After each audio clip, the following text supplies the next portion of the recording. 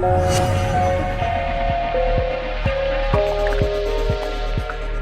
let me just say, I'm Jonathan. I'm president of the British Jewish Community, shorthand, and I can't think of a more important and relevant subject for us to look at today, very much fitting in with Pasha's presentation to follow, on the question whether British and faith values are in conflict. Now, I speak to you, obviously, as a Jewish person, and that doesn't mean at all that you're going to agree with me, or that I think you should agree with me. But what I can offer, at least, are some thoughts from my perspective, and the reason I hope I can offer those with all humility, and not in any sense to be saying, well, we've done it this way and others can do it the same way, not in the least. But at least we've had some experience of this. And afterwards, in the questions, I hope you'll think of asking me absolutely anything you like. Nothing you ask me will offend me, I promise. You see, Jews came here. Initially, we were actually go back to being part of the furniture since Roman times. But if you know your history, you'll know that Jews were expelled from this country in 1290. And it wasn't until Oliver Cromwell's time in the 1660s that we were thought worthy of being invited back. The Board of Deputies, which I have the honour to lead, was founded in 1760. So it is sounds rather antiquated because it comes from the original name in Portuguese. It is a board of people who are deputed from their congregations and also their Jewish organisations to come and sit in essentially a Jewish parliament of the UK, and that's where I come from. So we are democratic and accountable. But most Jews in Britain didn't come here till the 19th century, fleeing from persecution in Poland and in Russia. The wave of immigration here really was from about between 1870 to 1910. Most British Jews come from an Eastern European background. So and that was my grandparents' experience. One of my sets of grandparents came from the Ukraine and the other from Poland. Now, when we came to this country, we didn't really have much idea about what was going on around us. We didn't speak English. We lived mainly in villages in the countryside in Eastern Europe, where the main form of transport was horse and cart. Anyone who's seen Fiddler on the Roof will get some sort of, albeit romanticised, picture of that. We didn't mainly come from any formal schooling basis. Jews were not permitted or did not permit themselves to go to university. And Britain at that time was not a country, frankly, that was used to migrants. It's a very different picture from Britain today, where we are used to living in a rich tapestry of a multicultural country. Before us, there had been migration from French Huguenots. They got a bit of discrimination. There was an influx of people from Ireland because of the famines before that. But in the main, we were really the largest scale immigration seen in this country. And at its peak, the Jewish community numbered, between the First and Second World Wars, about 400,000. We've fallen off since then. We're now about 300,000 through various reasons. Some immigration, some just Jewish people ceasing to be Jewish, assimilating, becoming part so much of the fabric of the country that their Jewish identity has ceased. Well, immediately I suspect that will resonate with some of you. How do we protect our own separate values and our own identity? I'll tell you something else. Jews have coped very well in the past with persecution. When we're persecuted, We stick together. Our Jewish identity, our sense of identity, far from being removed from us, is strengthened in us. What Jews cope with less well is love, because then we become so much a part of the outside world that there is a danger of losing our separate identity. Now, you might think as Muslims that there's not much chance of that happening in England, either because you won't be loved so much, or because Muslims will never lose that sort of identity. Well, my own personal view is that that reaction would probably be wrong on both counts. I think we live in a country that is extraordinarily generous and tolerant towards people of different views. One only has to compare, I think, this country with some of our neighbours across the water, our nearest one in France, where there is immense intolerance and bigotry directed at Muslims, and, by the way, against Jews. And yet, what happened to the Jewish people when they came to this country? Well, let me tell you, if you look at the newspapers at the time, you will see an awful lot of popular agitation against migration. They're taking our jobs. They're taking our houses. They have foreign-born preachers who do not understand the ways of this country. And generally, they're alien. We don't get them. They look different. They have funny religious habits. Where have you heard that before? Isn't that exactly the same narrative that British Muslims are often at the receiving end today? So there's a trajectory which the Jewish community has followed, which perhaps is worthy of study by Muslim and other religious faith communities, because fast forwarding 150 years on, less, 110 years on, I think most people would agree that the British Jewish community has not lost its separate identity, and it's not lost its values. It is true that we are a slightly smaller community than we were. By the way, we are growing again now. We are, in fact, only, as I said, 1/10 of the size of British Muslim communities. But we've clung on, and one of the things I'm struck by is how similar in outlook Jews and Muslims are.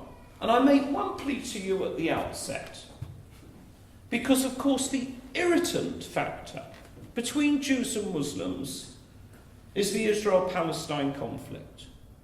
And I say to you, and I'm spending a huge amount of my time now visiting mosques and Islamic centres, because I strongly believe that there should be a better programme of deeper engagement between British Jews and British Muslims.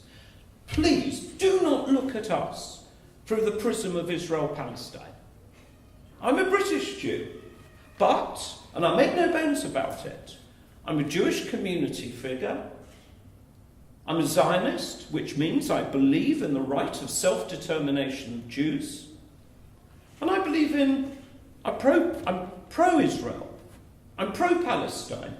I'm pro-peace. And I believe there's room for both peoples to exist in harmony in the Middle East. And we can discuss it if you want, but I'm not at all sure it's going to be productive, because the truth is, however strongly I feel and you feel about the conflicts in the Middle East, I can't alter them. I'll tell you straight, I have no influence whatsoever with the Israeli government, because I'm British.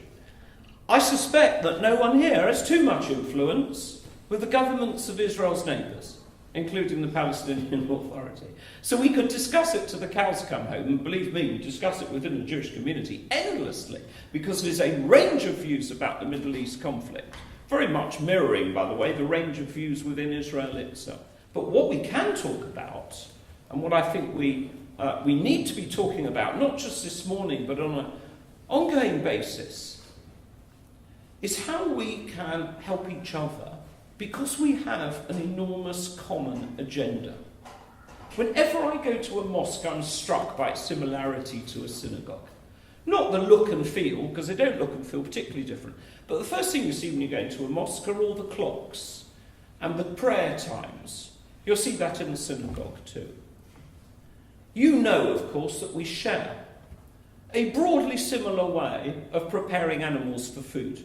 Shechita and halal come from exactly the same perspectives of animal welfare. And you know, and if you don't, let me tell you, Shechita has been under attack in this country from the animal welfare lobby or from people who clothe themselves with an animal welfare lobby, but I don't think they care very much about animals, for 100 years. And of course, as you know, in the last 10 years, we've seen very similar attacks on halal. And what about circumcision? We call it Brit Milah. You have a name for it as well. Both circumcision and halal are core values of Islam, just like they are core values of Judaism. It would be almost impossible, I suspect, to live your lives as Muslims in this country if you were precluded from carrying out those practices, and it would certainly be true of Jews. We've got to defend them. And they're both under attack. And they're both fragile. Because, by the way, the right to a circumcision is not protected by law in this country. Its position is actually rather fragile. Also, as you know, one botched procedure, and it happens, and puts us all in danger. A botched Brit Milah will put Muslim circumcision in danger. A botched Muslim circumcision, or even a non-Muslim circumcision, like the case in Manchester a couple of years ago, for an African person. I won't give you the details because it'll put you off for your coffee, but it put us all in danger. We have communities, and this is what really strikes me when I visit Islamic centres. We live community lives. What does that mean? We live in a community that is centred round the place where we say our prayers, the mosque and the synagogue. Within the mosque and the synagogue, we have structures to look after our own who are in hospital, who are bereaved, who are suffering, who have fallen on hard times. We look after widows and orphans as our scriptural texts require us to do. We are community people. Now, don't think for one moment, just because you are and we are, that reflects British life. Because the truth is, out there, we live in a secular country. And although you will see on every high street a church, I don't know about you, but when I go past a church on a Sunday morning and I see the attendance there, I really want to weep. Because it is tiny. There are some highly successful churches packed with worshippers singing on a Sunday morning, and I rejoice when I see that, but it's not the general picture. This country is a secular country. And it's not only secular, but often it's aggressively secular. People do not understand faith. They don't understand the role of faith, and therefore they don't understand us. And with that goes often a prejudice, which is not peculiarly British. I do not regard Britain as a racist country, but there are racists out there. But there are prejudices against people who look different. And we Jews can look different, whether we're wearing a kippah, or a hat, or a beard, or a black coat in the case of some of our co-religionists, just as Muslims wearing Muslim dress can look different. Or our shops look different. They have Hebrew on, or Urdu, or Arabic. They have a kosher certificate in the window, or a halal certificate in the window. They're different to some of the people in Britain. And let's be honest, we also have some prejudice within our own communities. And that's something we have to fight. So British values, I believe, can be summed up in this way. A tolerance for other people's ways of life, at least provided they don't cause harm.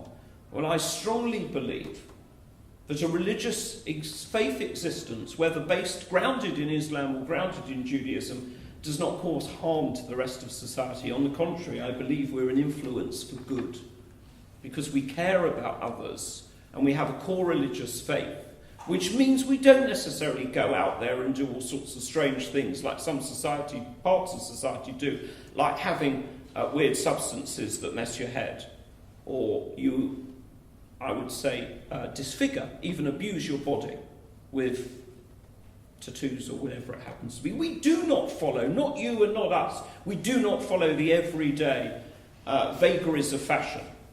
We also dress modestly, and I think that's very important. You're offended by some of the clothing you see on the street or lack of it, and so am I. But British values, we live and we let live. We are a democratic country. We accept the will of the majority. Two principles that are exactly the same, Judaism and Islam. The law of the land is the law. We have to have confidence that the law of the land will protect us and not persecute us. But to do that, you have to engage. You have to be able to be a good professional lobbyist. That means we have to show a sense of generosity and tolerance ourselves. Now that can challenge us and it can challenge you. But in conclusion, let me say, I totally believe that the way forward is better engagement with the world around us, a gentle, tolerant religious faith that isn't too judgmental. If we want to be judgmental, let it be internally to us. And let us show a pride in our faith, because I'll give you one more lesson before I close. We always had a problem for decades as Jews putting our heads above the parapet. We were nervous about it. Generations of anti-Semitism caused it. If you wanted to leave early on a Friday or take off a Jewish festival at work, it was always, do I tell them? Do I tell them at the job interview? Do I ask later? How do I ask? Am I going to get the sack? Perhaps I shouldn't even ask. But we've learned something. We've learned that if you are proud of your religious faith and you go to your superior and you say, I need to do this for religious faith, this is the reason, please can you help? And I've stood up in court and asked judges whether we could have a case adjourned because it would otherwise go into the Jewish Sabbath or a Jewish festival. I've only ever encountered respect and understanding. And we get that not by trying to hide what we want, but by being very, very open about it. I strongly believe that Jewish values can easily be British values. I strongly believe that Muslim values can be British values, and there's room for all of us. I strongly believe that we need to work together on this and sink our differences beneath our common agenda, which is much, much more important.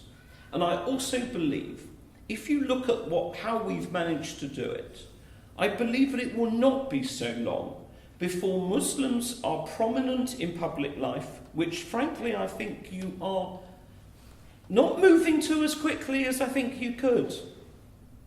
And you don't have to look at the way we've done it, but I sometimes explain it this way. This is how we started. Poor, but we helped people.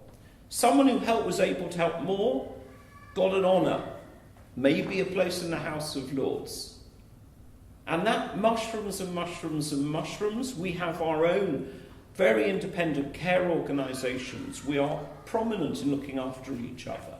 I believe that Muslims will follow exactly the same example. And I look forward to that time when Jews and Muslims are equally part of the furniture in this country, enriching this country, and living, surely we must, in harmony together and not judging each other through a conflict that frankly is a foreign conflict 2,500 miles away.